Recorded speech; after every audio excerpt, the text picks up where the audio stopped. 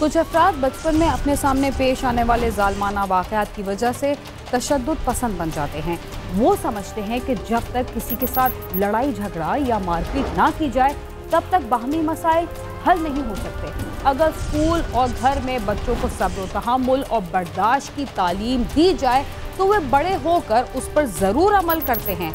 लेकिन जिन बच्चों को ना तो घर से और ना ही स्कूल से तहम्मुल और बर्दाश्त का सबक मिले, वो जवान होकर तशद्दुद की आदत से कैसे बच सकते हैं? जवानी की दहलीज पर कदम रखने के बाद ऐसे बच्चे अपने आप को हर मामले में आज़ाद और खुद मुख्तार समझते हैं और ये समझने लगते हैं कि वो जो कुछ भी कर रहे हैं वो दुरुस्त है। उनका ये रवैया सिर्फ आम अफराद तक महदूद नहीं रहता, बल्कि वो अपने घर वालों और दोस्तों के साथ भी यही सलूक करते हैं, जिसके नतीजे में बाज़ दफ़ा उन्हें खुद भी नुकसान उठाना पड़ता है और उनकी ज़िंदगी से जुड़े अफराद और दोस्त भी उसकी वजह से गैर महफूज हो जाते हैं। अगर बचपन और अमली ज़िंदगी के इब्तिदाई दिनों में उन्हें अदम बर्दाश्त के नुकसानात से आगाह कर दिया जाए तो वो दूसरों की ज़िंदगी में भी बेहतरी ला सकते हैं और ख़ुद भी खुशगवार ज़िंदगी गुजार सकते हैं। मुआशरे में अदम बर्दाश्त अब तशवीशनाक हद तक बढ़ चुकी है। अदम बर्दाश्त का ये आलम है कि अगर किसी से इख्तिलाफ राय भी हो तो बात झगड़े में बदल जाती है। बाहमी इज्जत और एहतराम जैसे मुआशरे से उठ ही गए। किसी छोटी बात पर शुरू होने वाले झगड़े का इख्तिताम अक्सर किसी की जान लेने पर भी ख़त्म नहीं होता।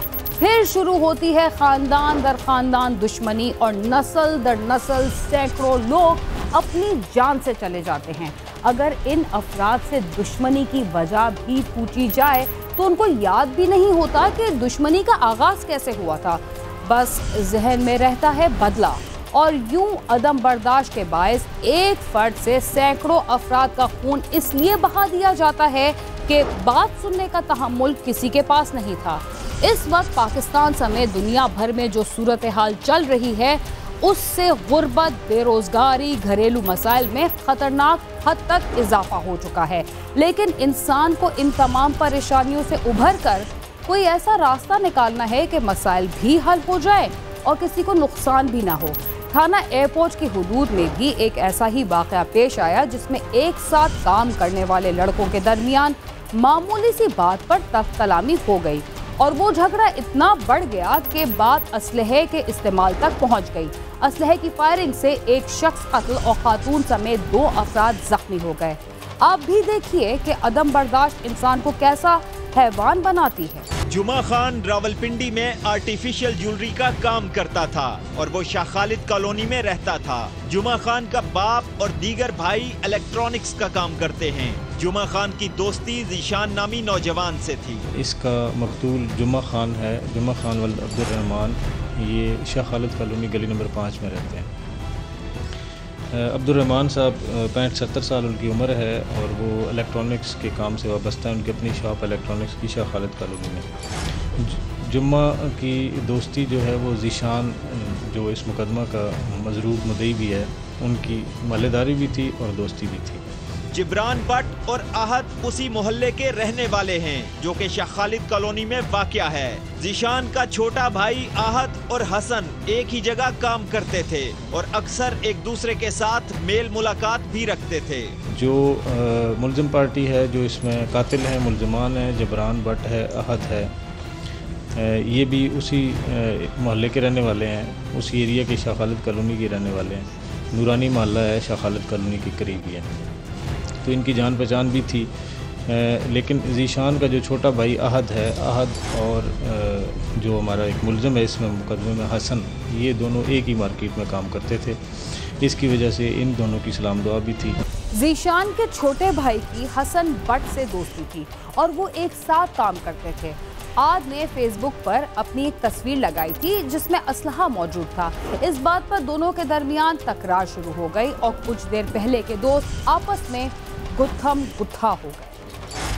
ज़ीशान के भाई आहद ने सोशल मीडिया पर अपनी एक तस्वीर लगाई जिसमें उसने असला उठा रखा था। हसन ने आहद को मना किया मगर आहद ने इस बात को बुरा समझा और उससे झगड़ पड़ा। हसन इसे मना करने घर तक भी गया मगर उनकी आपस में लड़ाई हो गई। ये वाक़या ऐसे हुआ जी कि जो आहद है ज़ीशान मजरूब का जो छोटा भाई है ये और हसन जो मुल्ज़िम है, ये दोनों एक ही मार्केट में काम करते थे। तो अहद ने फ़ेसबुक पे, सोशल मीडिया पे अपनी एक तस्वीर अपलोड की जिसमें उसने कोई वेपन उठाया हुआ था। तो इसने उसको इस बात से मना किया और समझाने की कोशिश की, जिसके नतीजे में अहद ने उसे बुरा भला कहा। जिब्रान भट्ट और हसन भट्ट का झगड़ा हुआ है 1-2 दिन पहले ना, ज़ीशान के और अहद के साथ। छोटा भाई हमारा जुमा खान भी था बीच में।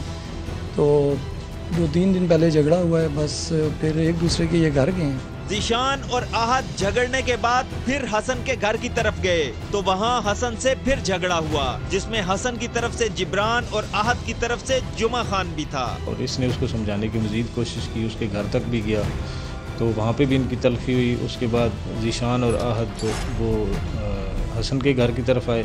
जबरान जो इस मुकदमे का मुल्ज़िम वो भी है। जबरान और हसन ये दोनों एक ही मोहल्ले में और एक ही लोकेलिटी में रहते हैं, इनके करीब ही। तो जब ये उनके घर की तरफ गए तो वहाँ पे भी इनका झगड़ा हुआ। ये वकूअ से 1-2 रोज़ पहले की बात है। तो आपस में इनका कोई गालिम गलोच हुई है। तो वो आए हैं, पहले ये गए उनके घर, फिर वो आए इनके घर। तो रात को फिर इनकी फ़ोन पे कोई बात हुई है, तो फिर वो ले के अपने हमारा पिस्टल आए और वहाँ पे 13 नंबर गली के पास उन्होंने झगड़ा किया। जिब्रान को जब पता लगा कि उसके कज़न का झगड़ा हुआ है तो वो तैश में आ गया और असलहा लेकर उनकी तरफ चला गया और ज़ीशान के सामने खड़ा हो गया। ज़ीशान के दोस्त जुमा खान ने झगड़ा ख़त्म करवाने की कोशिश की, मगर जिब्रान के सर पर खून सवार था। उसने वहाँ फायरिंग शुरू कर दी, जिसमें ज़ीशान, जुमा खान और जाहिदा बीबी जख्मी हो गए। बाद अज़ा उनमें से एक ने मौत को गले लगा लिया।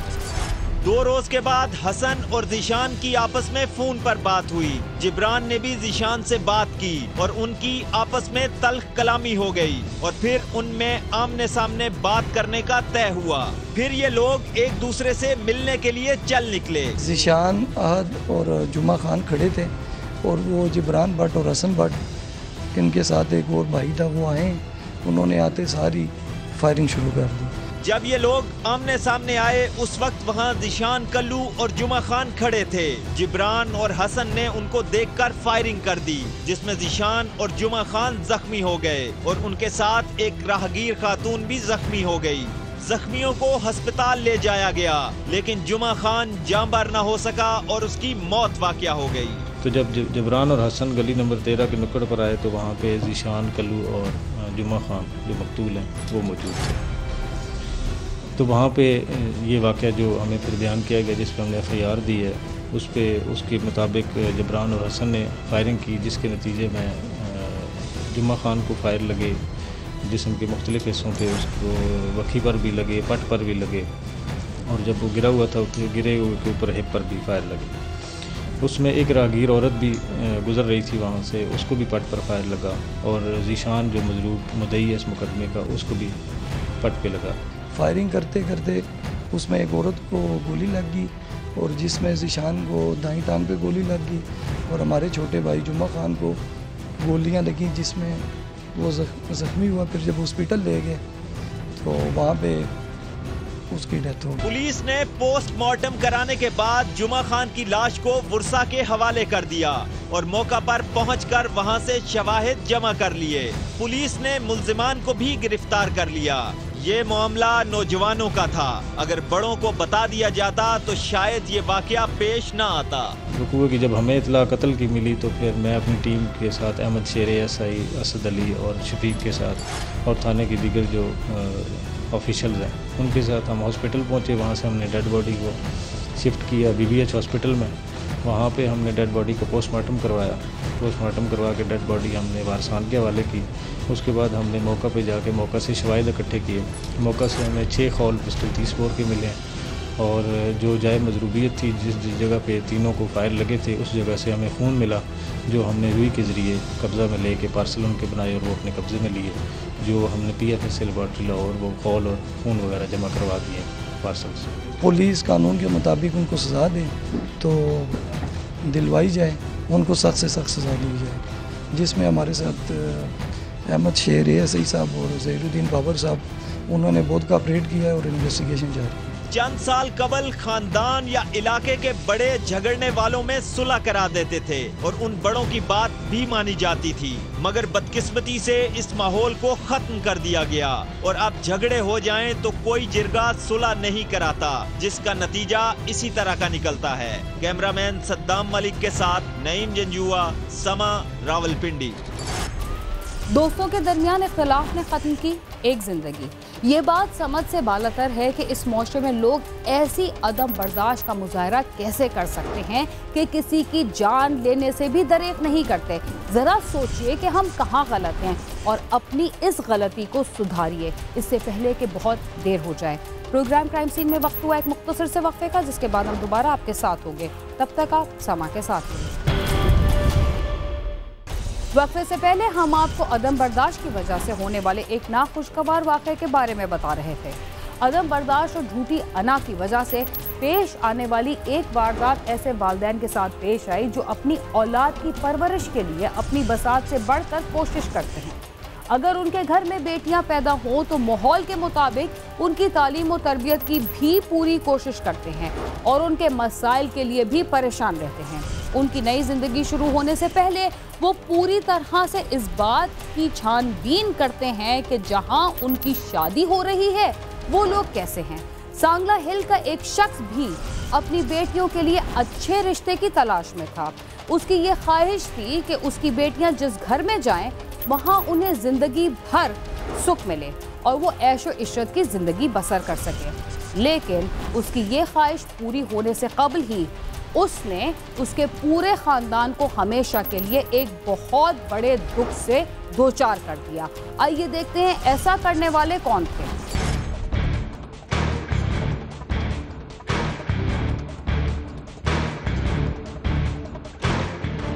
सांगला हिल के नवाही इलाके रेयाना चक नंबर 31 का रहायशी मोहम्मद नवाज अपने बेटे सैफुल्लाह के साथ मिलकर जिम्मेदारी करता था। उसकी दो जवान बेटियां सज्जल और हजाब फातिमा थीं, जिनकी शादी के लिए वो रिश्ते की तलाश में था। उसके भाई और एक रिश्तेदार ने अपने बेटों वकास और इश्तियाक के लिए दोनों बेटियों के रिश्ते मांगे, मगर लड़कों का चाल चलन ठीक न होने और कोई मुनासिब रोजगार न होने पर नवाज ने रिश्तों से इनकार कर दिया।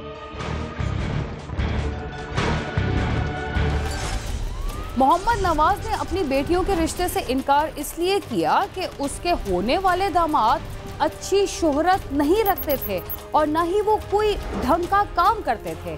वो चाहता था कि यहाँ बेटियों का रिश्ता तय करने के बजाय वो किसी अच्छी जगह पर उनकी शादियाँ कर सके, लेकिन जैसा उसने सोचा था वैसा होने के बजाय एक खौफनाक सूरत हाल सामने आई।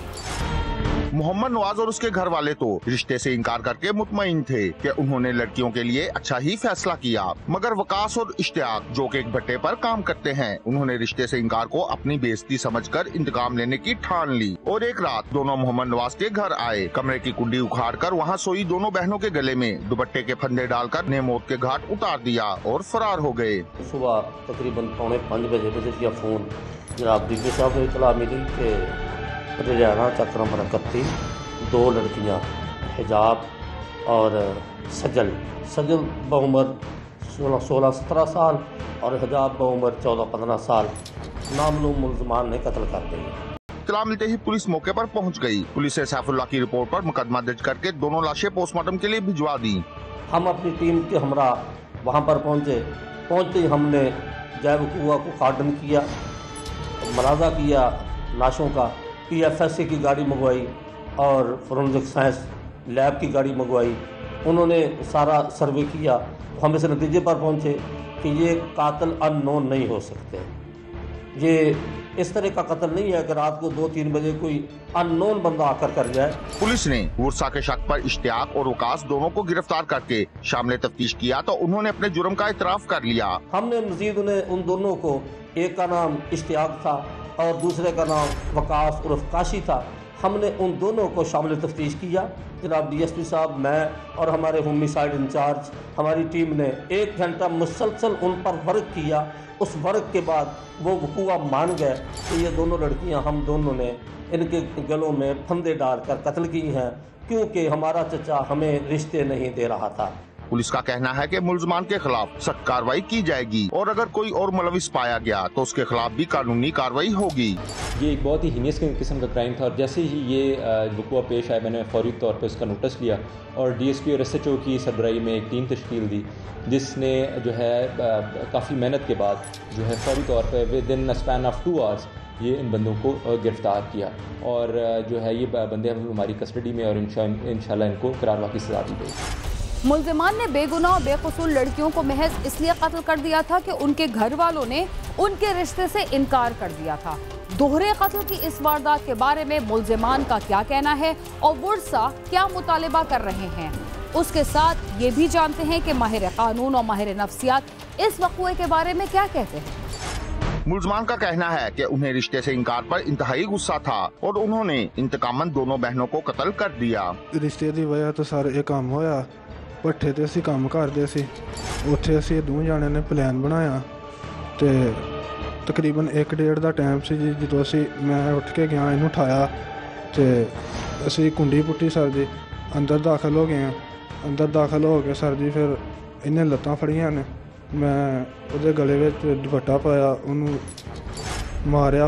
ਉਸ ਤੋਂ ਬਾਅਦ ਸਰ ਉਹਦੇ ਨਾਲ ਨਿੱਕੀ ਭੈਣ ਸੀ।